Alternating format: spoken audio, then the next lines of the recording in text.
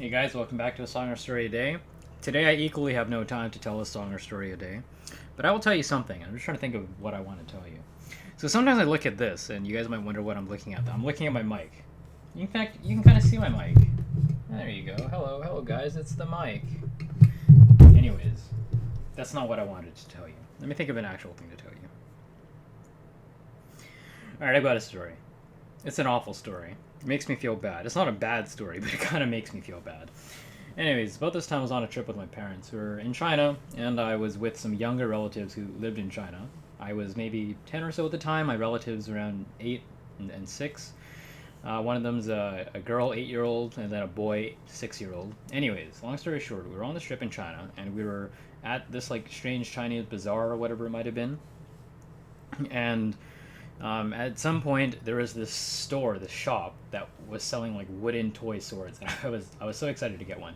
I asked if my niece, she was technically my niece. I know she's only like 2 years younger, but I guess she was like a niece of sorts. But anyways, my niece or I don't know, whatever. Just call her cousin. My cousin was like, "No, I'm not interested in swords." That's fine, you know. She's probably more into girlier things than swords, I suppose. But she wasn't interested in the sword. But I felt like my nephew or my male cousin was interested in the sword. So I was like, "Hey, look, do you want a sword? I'll buy you one." Right? And he was just like, "No, it's fine."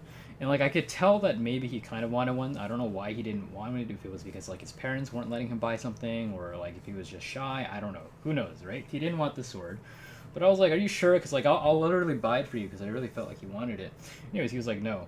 Anyways, I bought my own, and then what happened was, fast forward a couple of days, and we're about to go back to Canada.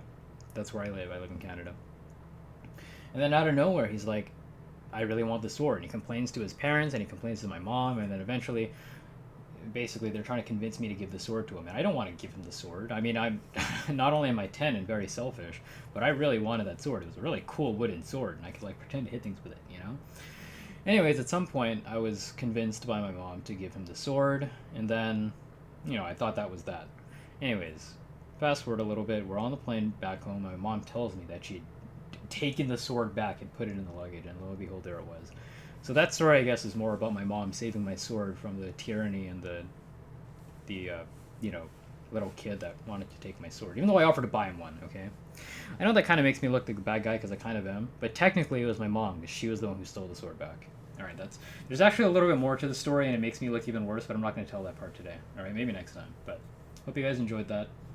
It's a story. I know it's not very meaningful. It's probably not even that enjoyable, but you know what? You get what you get, right? Beggars can't be choosers, and I have no viewers, so no viewers can't be choosers either, all right?